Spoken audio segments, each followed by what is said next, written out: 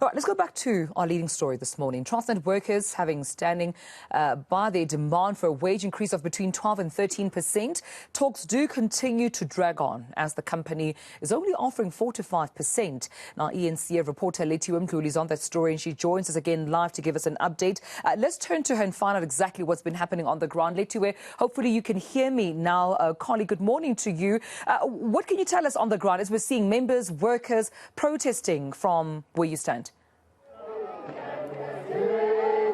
Well, Tumelo, this morning we are at the Bluff, at the Transnet offices. As you can see, workers are still protesting outside the offices. They are, of course, calling for wage increases.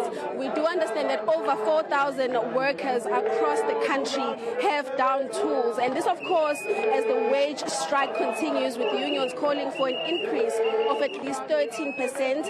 And they are attributing this to the rising cost of living. Meanwhile, Transnet, of course, has said that they can only afford to increase wages by 5%, which has caused these negotiations to deadlock. And fears now is that the strike action might actually cause more damage to the already ailing economy. And as you can see, these workers are saying that they won't stop protesting until Transnet offers them something that they are willing to take. Right now, I'm actually joined by Untuz Den Kumalo, who's here to tell us more about their issues. Den, thank you so much for joining us at eNCA. We see that the strike action continues.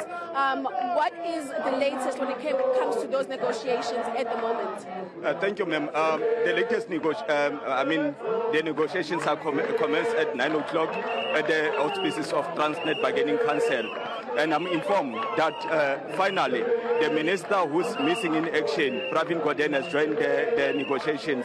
So we are hopeful that with Tulas Minister of Employment and Labour and the minister who's missing in action, Pravin Gordhan, then something will unfold today. We are just praying and hoping that the plight of workers will be heard, Remind us again some of the things that you're calling for. Come again, ma'am?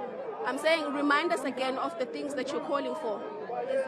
Okay, we are calling for a living wage. Remember, our demand was 13%, but we are saying anything in line or above the inflation rate, that will be a living wage for the workers, because workers can no longer keep on now receiving peanuts, especially in a cash cow like Transnet. Transnet is making billions, but however, they are offering employees nothing in line with the inflation.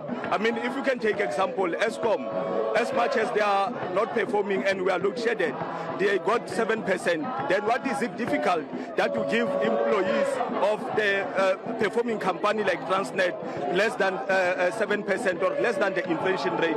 It can't be correct if one has to consider also the petrol price, the food price, everything is expensive. Then, with that said, you already know that the economy is not performing. Where do you think the money is coming from? I think a lot of people are asking unions, where do you think this money is going to come from that you're asking for?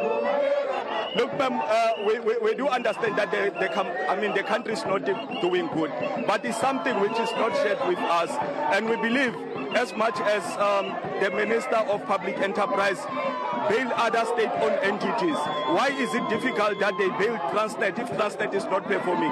And it can be correct that they are not performing because all the executives, the group executive and as well as the divisional chief executive, they got incentive bonus. Where does the money come from? Because if you are saying you don't have money, where the money comes from to pay their incentive is something that we are asking ourselves, and it can be correct. Yeah. And also, then, I'm seeing that nothing is moving in this port. All services have been suspended, which means that the trucks, the imported goods are not moving. What is your thoughts on this? Look, ma'am, our intention is not to hold the process or to stop the trucks coming to the ports. But what we are saying or what we are doing, we are just withdrawing labor as one of our rights, you understand, to weaken the employer, because the employer as well, they weaken they weaken and undermine collective bargaining. Therefore, what we have to do, we use the power as entrenched in Section 23 of the Constitution to withdraw labor. Then maybe that's the only language which the employer understands in South Africa. So we'll withdraw labor, then, and we with the hope that we are not going to be killed like the Marikana strikers. So because I think that is heading there when now we'll be sued for exercising our rights, understand? So it's something that we need to condemn, and we condemn strongly as the unions, Yeah. Thank you so much. Okay, no, thanks, man. So Dumelo, that is Dan Kumalo, who speaks for Untu here in KZN, saying that they won't stop their protest until Transnet actually offers them a wage increase that makes sense to the workers. Oh, I believe it there, Lethiwe Mdluli. Thank you for bringing us this update. Unions, of course, standing very steadfast on their demand to Transnet of that 12 to 13%. Busimavus, on the other hand, saying Labour's acting in bad faith, moving business from the ports to others, such as Mozambique. But, of course, we spoke to Lethiwe Mdluli earlier on, saying that it is shameful for business to actually say that and seemingly blame Labour and workers who are just poor and standing up for what they deserve.